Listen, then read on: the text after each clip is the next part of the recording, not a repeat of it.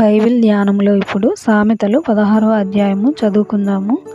హృదయాలోచనలు మనుషుని వశము, చక్కని ప్రత్యుత్తరమిచ్చుటకు యెహోవా వలన కలుగును. ఒకని నడతలన్నీయు వాని దృష్టికి నిర్దోషములుగా కనబడును. యెహోవా ఆత్మలను పరిశోధించును. నీ పనుల భారము యెహోవా మీద నుంచుము, అప్పుడు నీ ఉద్దేశములు సఫలమగును. యెహోవా ప్రతి వస్తువును దాని పని నిమిత్తము కలుగజేసెను. నాశన దినమునకు ఆయన భక్తిహీనులను కలుగజేసెను. గర్వ హృదయులందరూ యెహోవాకు హేయులు, నిశ్చయముగా వారు శిక్ష నొందుదురు.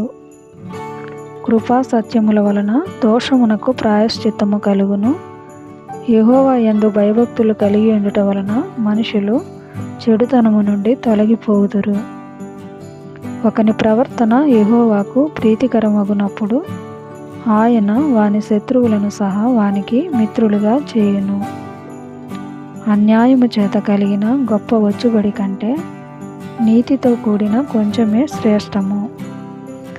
ఒకడు తాను చేయబోవునది హృదయములో యోచించుకొనును, యెహోవా వాని నడతను స్థిరపరచును.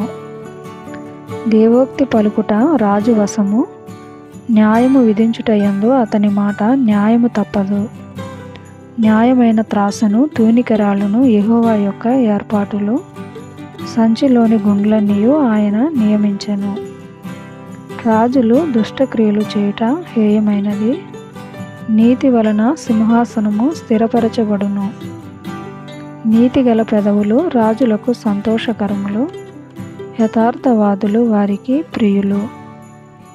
రాజు క్రోధము మరణదూత, జ్ఞాని అయినవాడు ఆ క్రోధమును శాంతిపరచును.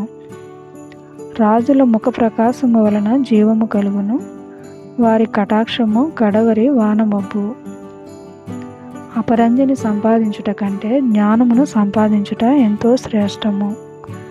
వెండిని సంపాదించుట కంటే తెలివిని సంపాదించుట ఎంతో మేలు. చెడుతనము విడిచి నడుచుటయే యథార్థవంతులకు రాజమార్గము. తన ప్రవర్తన కనిపెట్టువాడు తన ప్రాణమును కాపాడుకొనును. నాశనమునకు ముందు గర్వము నడచును, పడిపోవుటకు ముందు అహంకారమైన మనస్సు నడచును. గర్విష్ఠులతో దోపుడు సొమ్ము పంచుకొనుట కంటే దీన మనస్సు కలిగి దీనులతో పొత్తు చేయుట మేలు. ఉపదేశమునకు చెవియొగ్గువాడు మేలునందును, యెహోవాను ఆశ్రయించువాడు ధన్యుడు.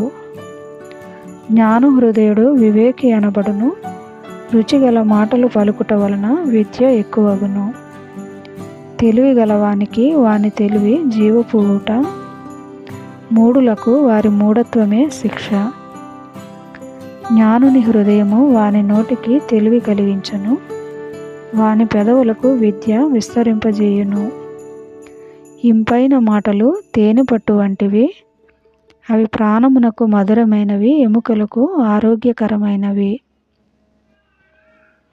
ఒకని మార్గము వాని దృష్టికి యథార్థముగా కనబడును, అయినను తుదకు అది మరణమునకు చేరును. కష్టము చేయువాని ఆకలి వాని కొరకు వాని చేత కష్టము చేయించును, వాని కడుపు వానిని తొందరపెట్టును. పనికి మాలినవాడు కీడును త్రవి పైకెత్తును, వాని పెదవుల మీద అగ్ని మండుచున్నట్టున్నది. మూర్ఖుడు కలహము పుట్టించును, కొండెగాడు మిత్రభేదము చేయును.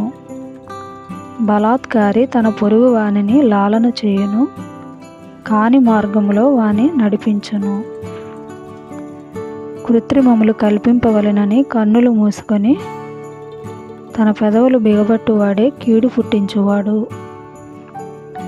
నెరసిన వెంట్రుకలు సొగసైన కిరీటము, అవి నీతి ప్రవర్తన గలవానికి కలిగి ఉండును. పరాక్రమశాలి కంటే దీర్ఘశాంతము గలవాడు శ్రేష్ఠుడు. పట్టణము పట్టుకుని వాని కంటే తన మనస్సును స్వాధీనపరచుకునివాడు శ్రేష్ఠుడు. చీట్లు ఒడిలో వేయబడును, వాటి వలన తీర్పు యెహోవా వశము.